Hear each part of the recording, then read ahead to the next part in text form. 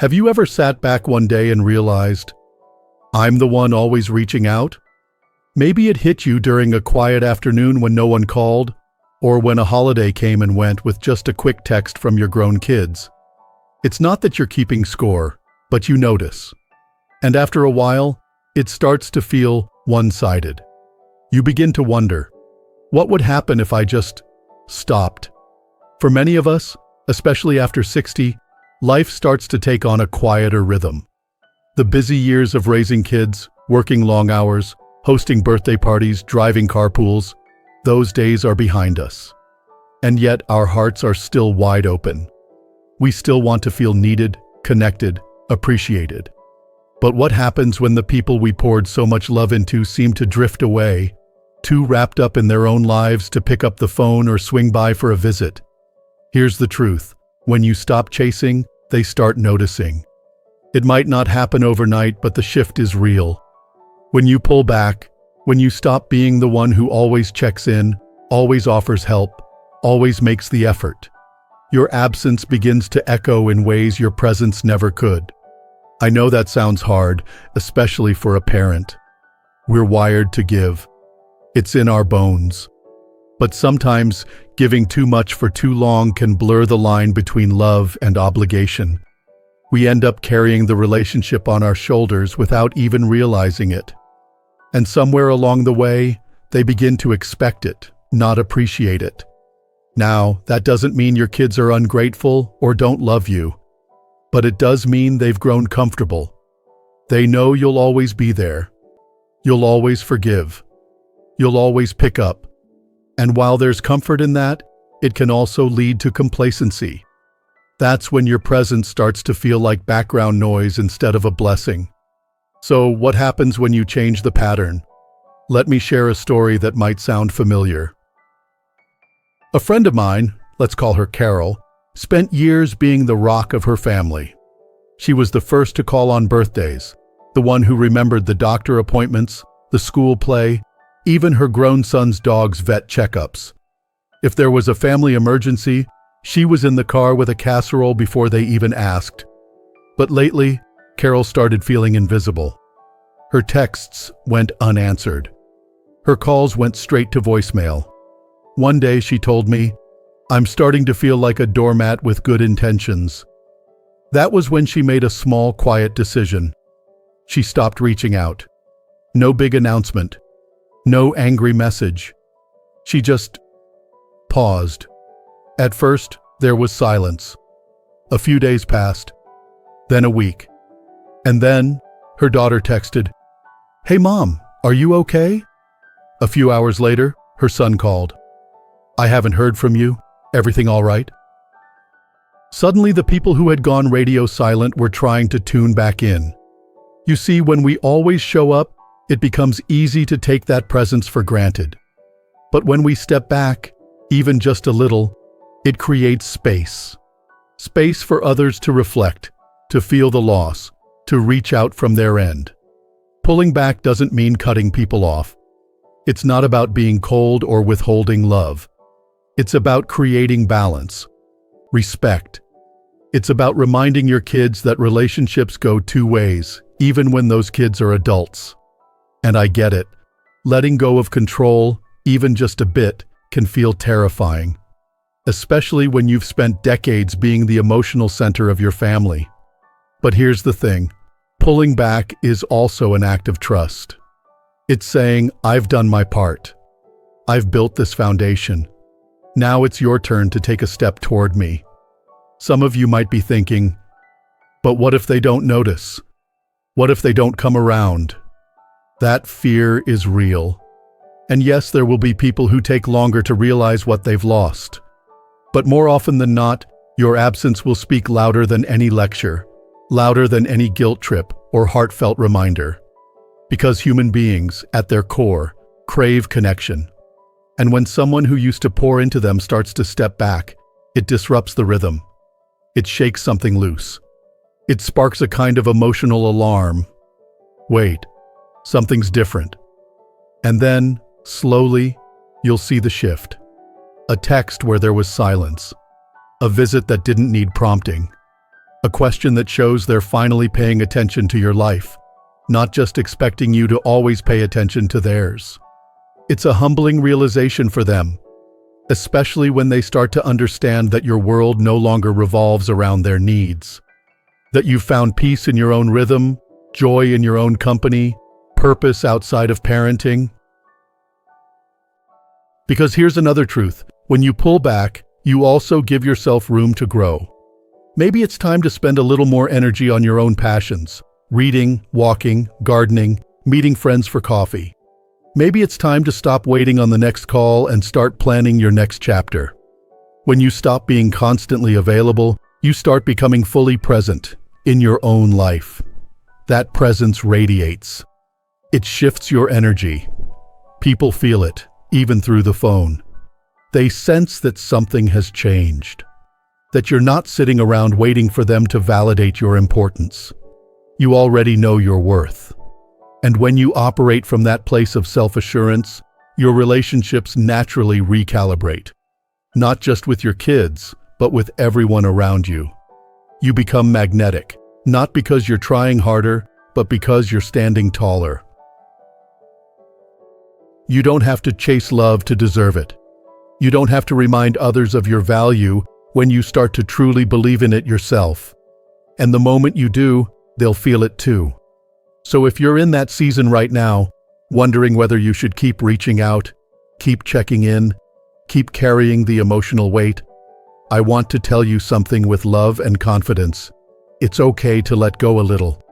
It's okay to stop trying so hard. You've done more than enough. You've shown up again and again. Now it's their turn. Let the silence teach them. Let your stillness speak volumes. And in that quiet, you might just hear something even more powerful. Your own voice coming back to life. And when your own voice starts to come back to life, it doesn't sound bitter. It doesn't sound angry or resentful. It sounds calm, grounded, clear. You're not trying to prove a point anymore. You're just reclaiming the space that was always yours to begin with. And in that space, something interesting happens. Your kids feel it. They might not say it out loud right away. They might even pretend not to notice. But they do. That change in energy, that gentle withdrawal, it triggers something in them that they weren't expecting. The person who was always available suddenly isn't. The one who texted every week doesn't. The one who asked, "Do you need anything?" now says, "I'm enjoying some quiet time." And it unsettles them. Why? Because you were part of their emotional safety net. You were the soft place to land, the dependable voice, the unconditional backup plan.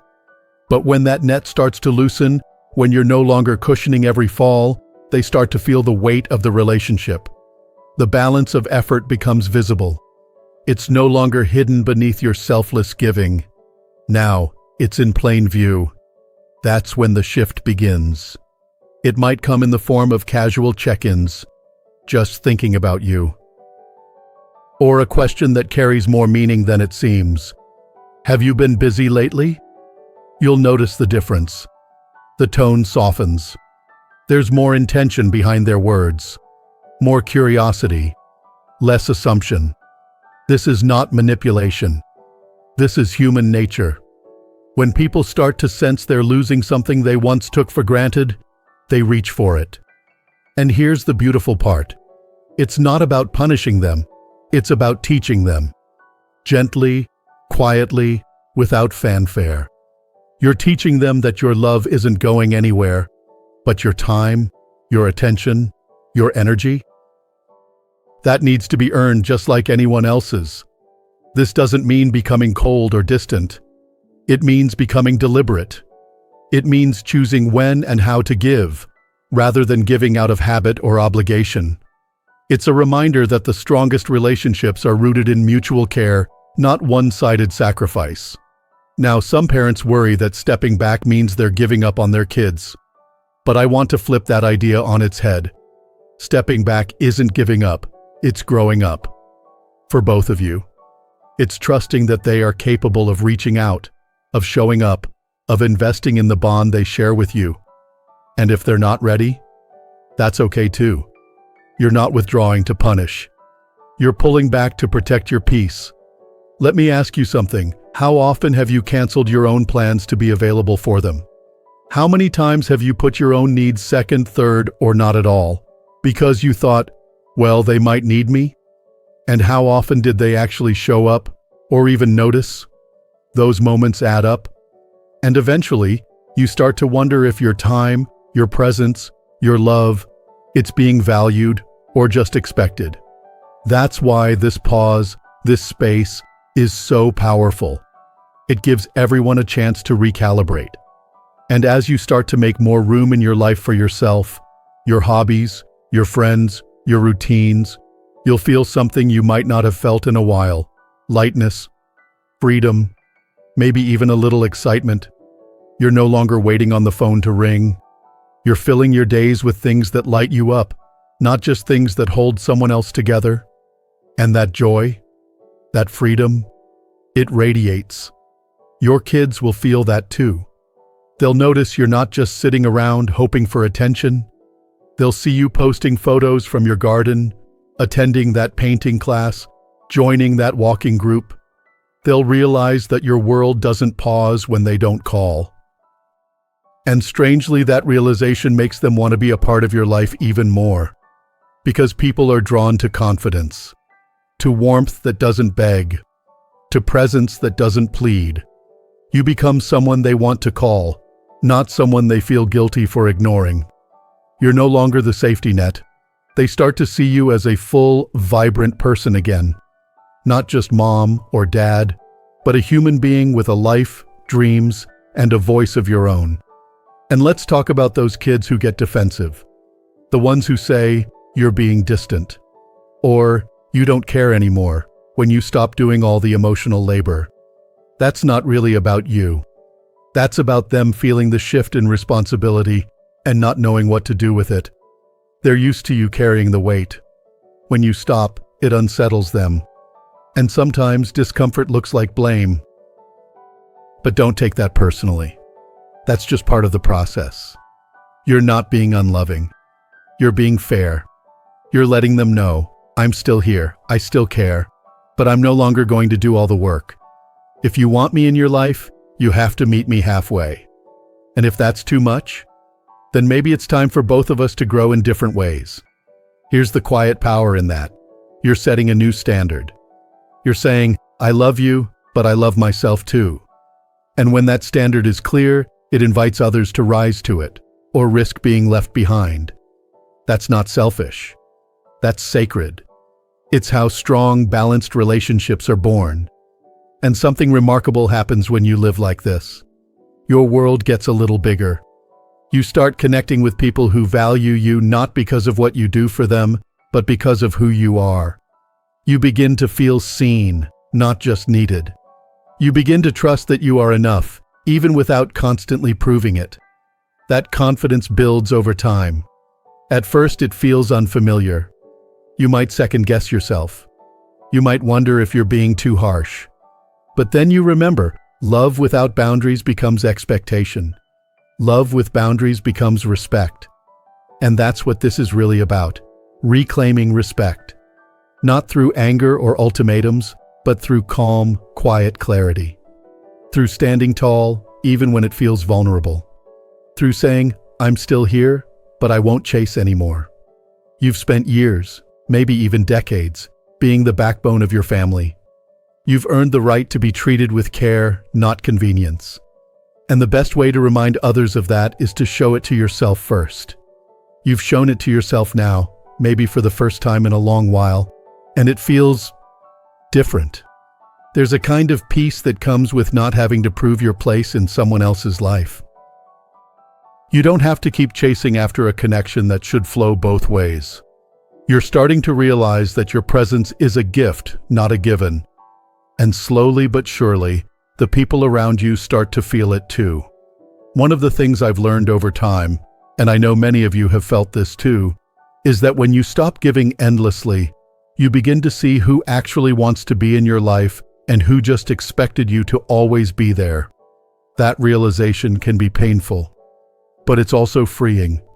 Because now, you're building your life around mutual love and effort, not old habits or lopsided loyalty. And here's where something really interesting happens. Once you step back and let go of the old dynamic, your kids often step up in ways you never expected. Suddenly they're calling just to chat, not because they need something. They're asking about your day, your health, your projects. They begin to express appreciation, not because you demanded it, but because they finally felt the absence of your quiet, unwavering support. You see, desperation isn't always loud. It doesn't always come in the form of panic or pleading. Sometimes it's a soft return, a gentle reach, an honest question, a willingness to connect without taking. And sometimes it comes too late. Not too late for love, but too late for the way things used to be. Because once you've reconnected with your own life, your own value, your own time, you don't give it away so easily. And that's okay. That's growth. There's something beautiful about being wanted, not needed. There's a difference between someone reaching for you because they can't function without you, and someone reaching for you because your presence enriches their life. One is dependency. The other is connection. And at this stage of life, real connection is what we deserve. Let's talk honestly here. Your kids are grown. They're adults. And while they'll always be your babies in your heart, they are no longer children. They are capable. They can figure things out. And when you pull back, even slightly, you give them the opportunity to step into their own strength, into their own responsibility, into their role as not just your child, but your equal in the relationship. It's not easy to stop doing. It's not easy to stop giving, especially when that's been your love language for so long. But there's strength in rest. There's wisdom in silence. And there's power in letting others experience what life feels like without your constant input. Because that's when they learn to appreciate it again. This doesn't mean abandoning your kids. It means giving them room to choose the relationship too. And when they choose it, when they really lean in, you'll feel the difference. There's a softness, a sincerity, a gratitude that comes when someone sees you not as their fallback, but as a person worthy of time and care. And if they don't choose it, well, then you've made space for something else. Maybe it's friendship. Maybe it's travel. Maybe it's volunteering or reconnecting with old dreams you had put on hold. Whatever it is, that space you created when you stepped back, it becomes fertile ground for your own happiness. Because your life doesn't end when your kids grow up. In fact, many of us start to find ourselves all over again in this new season. We start saying yes to new things, no to old patterns. We start laughing louder, sleeping better, waking up with more clarity. Not because everything is perfect, but because we're finally choosing ourselves, not out of bitterness, but out of love. And what a powerful message that sends. To your children, to the people around you, to the younger generation watching you navigate aging with grace and strength. It tells them, my love doesn't mean I lose myself. It says, I'm here, but I'm not going to carry the whole load anymore. It shows, I can be supportive without being sacrificed. These aren't just words. They are boundaries rooted in self-respect. They're lessons wrapped in quiet wisdom. And the more you live them, the more others learn from you, whether they admit it or not. And for those of you who are still waiting, still hoping your kids will come around, I want you to hear this. Your worth isn't measured by how often they call, or how quickly they text back, or how much they seem to need you. Your worth is in who you are, how you live, and how you love yourself enough to set the standard. If your kids are distant, that's not always something you can fix. But you can refuse to chase after closeness that's one-sided. You can decide to spend your energy on people who pour into you too. And in doing that, you leave the door open, but you don't stand there waiting. You go on living, joyfully, fully, on your own terms.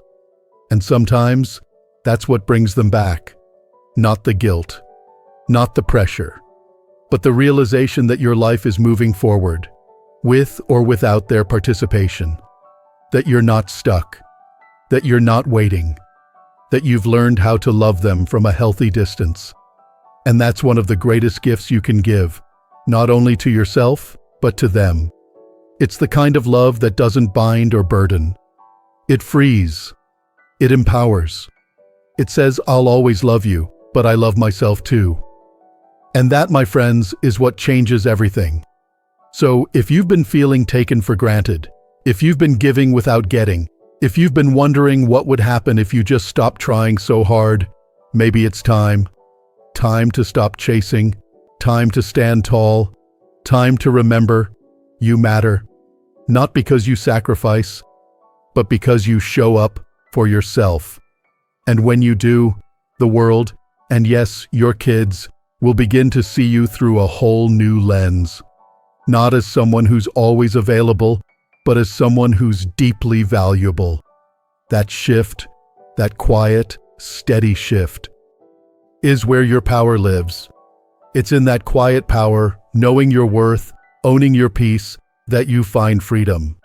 Because when you finally stop chasing, something remarkable unfolds. You begin to live more fully in your own skin.